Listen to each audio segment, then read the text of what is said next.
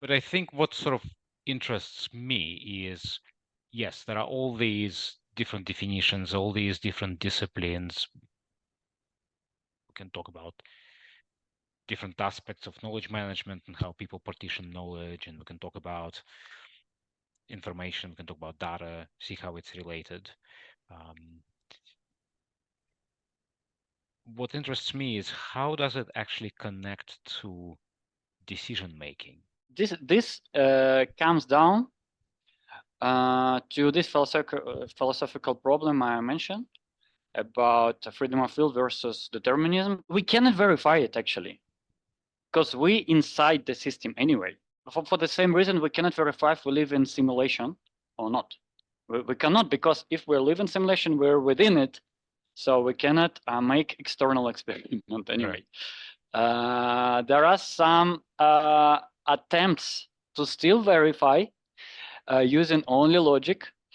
There are books on the topic and such, but still, this is not pure experiment. We'll just eventually and clearly validate it once and for all.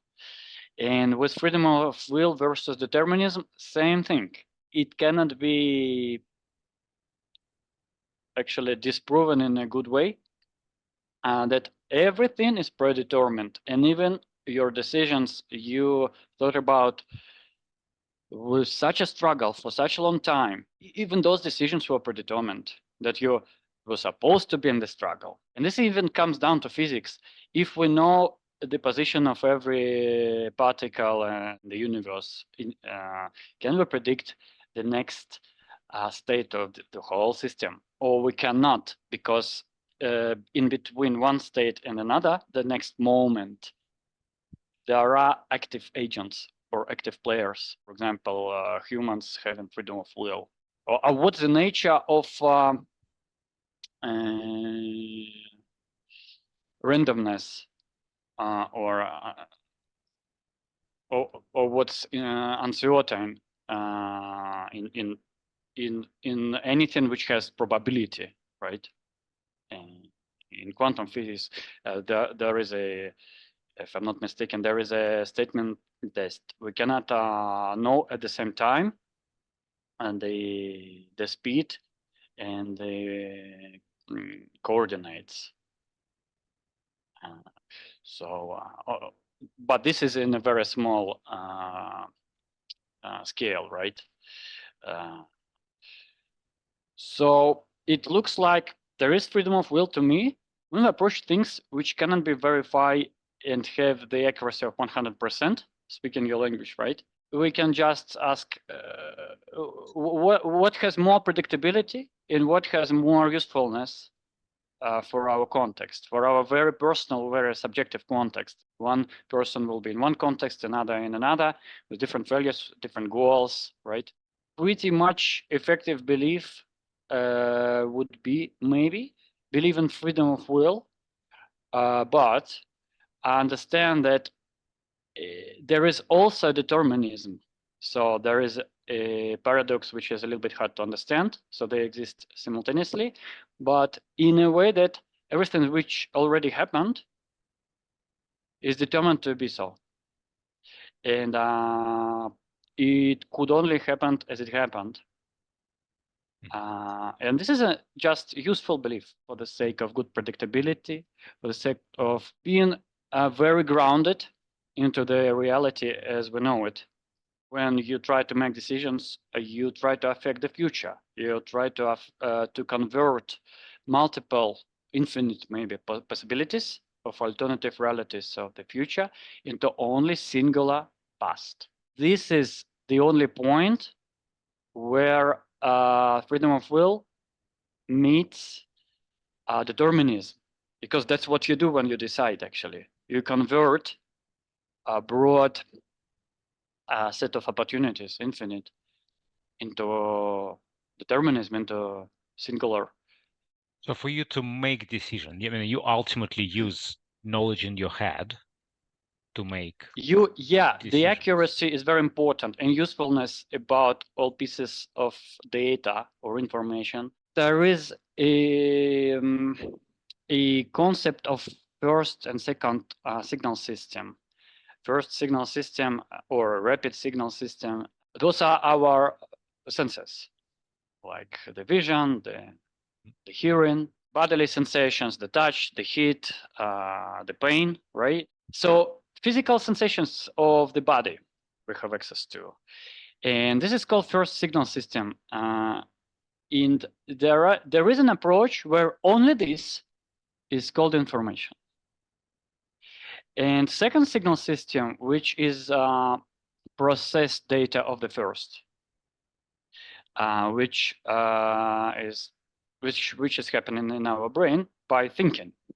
When we decide, we usually, as humans, that's unfortunately is normal for us, have a lot of so-called cognitive biases, which is the ways our second system fools us. I remember when I said about the concept where we call knowledge processed data. Mm-hmm.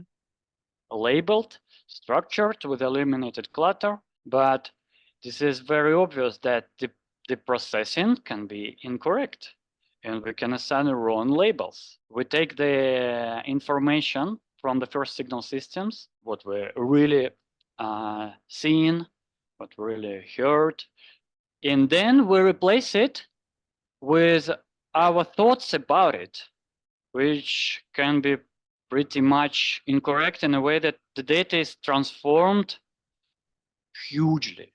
We're making classification errors. So Yeah, we mislabel and then something, and then we we start forget thinking about yeah. the original data.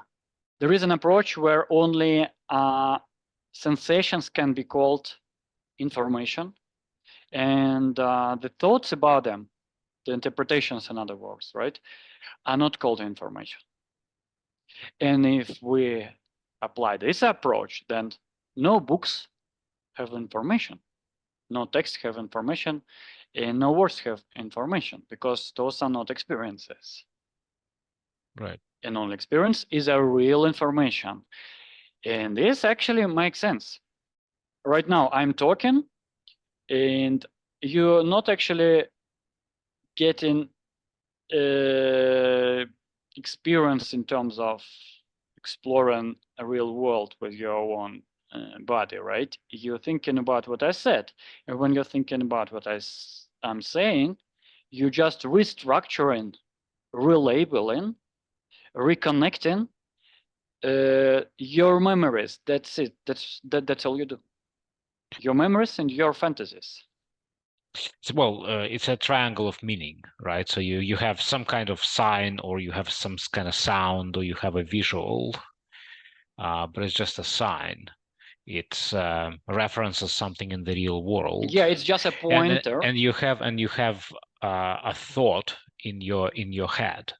And the mistake is, think that if the pointer exists, then it points to something real.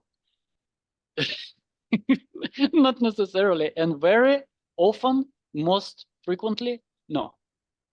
We just invented the pointer for the sake of pointer. It doesn't point to anything. I love the example of some commonly used words. Great. There is a word big or significant, which is okay, you can measure it. Mm-hmm. It refers to real world, and it is a pointer. But there is a word great, which has emotional meaning. So this is great, like Mozart is great, for example, or I don't know, John Lennon is great, or some empire is great. But if we say empire is big, this is okay. We can measure the territory or the population or economy, right? But what is great? And here people start to defend their emotional connection they have with this greatness by saying, this means influential or amount of exported culture. But no. You try to post factum assign the definition. This definition was not there, was not already there when we started to think about something as great and started to feel proud as emotion of proud. How would that be related to decisions and quality of information, everything we talked about? Yeah, so you need to exactly here you need to distinguish illusions. You need to understand your context. You need to understand your priorities. You need to understand your goal, your value, and from here you can start to measure every factor your decision consists of, and data you use to compare the alternatives of your alternatives would be alternative futures you decide from, you choose from.